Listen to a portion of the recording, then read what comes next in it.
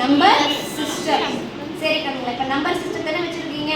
Number சிஸ்டத்தில் first numbers எப்படி கண்டுபிடிச்சாங்கன்ற எனக்கா தெரியுமா? யார் கண்டுபிடிச்சா? சரி, அந்த காலத்தில் நம்பர்ஸ் எப்படி எண்ணிருப்பாங்க? இப்போ நமக்கு படிப்பறிவு தெரியும், ஒன்றுன்னா ஒன்றுன்னு போடுறோம், ரெண்டுன்னா ரெண்டுன்னு போடுறோம்னு தெரியுது. அப்போ அந்த காலத்துலலாம் எப்படி உங்களுக்கு தெரிஞ்சிருக்கும்? அவங்களாம் அப்போலாம் சாப்பிட கூட தெரியாது, எல்லாம் வேட்டையாடிட்டு அப்படியே பச்சையாக சாப்பிட்டு இருந்தாங்க. அப்போ 1 2 எப்படி பண்ணியிருப்பாங்க? யாருக்காவது தெரியுமா?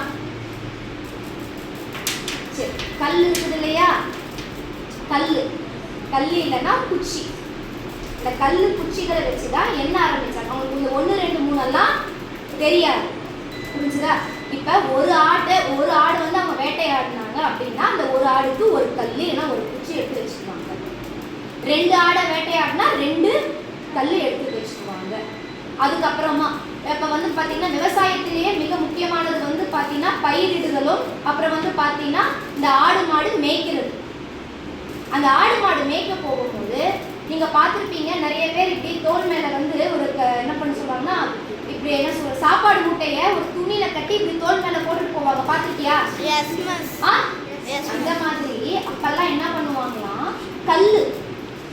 கல்லை வந்து கல்லையோ குச்சியோ அந்த துணியில கட்டி இப்படி தோல் மேலே போட்டுட்டு மேய்க்க போயிடுவாங்க.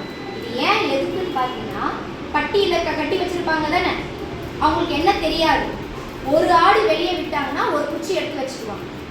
அடுத்த ஆடு வெளியே வரும்போது அடுத்த குச்சி, 3வது ஆடு வெளியே வரும்போது அடுத்த குச்சி, இப்படியே தான் வந்து எண்ணிக்கை வச்சுட்டு இருப்பாங்க. அது கல்லா இருந்தாலும் சரி, குச்சியா இருந்தாலும் சரி. நல்லா மேய்ச்சலெல்லாம் முடிஞ்ச பின்னாடி திருப்பி ஈவினிங் வந்துக்கிட்டு பட்டியில் கட்டு போடுவாங்க இல்லையா? அப்படி விடும் போதும் ஒரு ஆடை அவங்க உள்ள விடும் போது ஒரு கையில் வச்சிருப்பாங்கல்ல அந்த குச்சி, அதை எடுத்து வச்சுக்குவாங்க. இன்னொரு ஆடு உள்ள விடும் போது இன்னொரு குச்சி. சப்போஸ் அவர்கிட்ட குச்சி மட்டும் இருக்குது, ஆடு இல்லை அப்படின்னா என்ன அர்த்தம்? குச்சி ஒன்று எக்ஸ்ட்ரா இருக்குது, ஆடு இல்லை அப்படின்னா என்ன அர்த்தம்? ஆடு காணாம போச்சு. ஏன்னா அவங்களுக்கு அது என்ன தெரியாது. இப்படிதான் அந்த காலத்துலலாம் வந்து பார்த்தீங்கன்னா எங்களை இந்த எண்ணிக்கையை ஃபர்ஸ்ட் கொண்டு வந்தாங்க. அதுக்கப்புறமா தான் வந்து பார்த்தீங்கன்னா இந்த ரோமன் நம்பர்ஸ் பார்த்துருப்பீங்க இல்லையா? 1 அப்புறம் சாக் பீஸில் கிறுக்க ஆரம்பிச்சாங்க. 1ன்னா 1 கோடு, அப்புறம் 2 கோடு, 3 கோடு. அதுக்கடுத்து 1ன்னா 1 இப்படி போடுறது, 2ன்னா நீங்கள் ரோமன் நம்பர்ஸ் பார்த்துருப்பீங்க இல்லையா? அந்த மாதிரி 5க்கு டி போடுறாங்க இல்லையா? அதுக்கப்புறமா தான் 1 2 3 4 இப்போ நாம் கொண்டு வந்திருக்கிற முறையே கொண்டு வந்திருக்கிறாங்க. உலக அளவில் எல்லாரும் அக்செப்ட் பண்ணுற மாதிரி. இப்போ தமிழ்நாட்டில் நீ தமிழ் பேசுகிற, இதையே போயிட்டு ஃபாரினர் பேச முடியுமா? உலகத்தில் இருக்கிற அத்தனை பேரும் அக்செப்ட் பண்ணுற மாதிரி ஒரு எண்முறையை கொண்டு வரணும் அப்படின்றதுக்காக தான் இந்த 1 2 3 எண்ணிக்கைகள் கொண்டு வந்தாங்க. சொல்றது புரிஞ்சுதா? மேக்ஸுங்கிறது ரொம்ப ரொம்ப ஈஸி.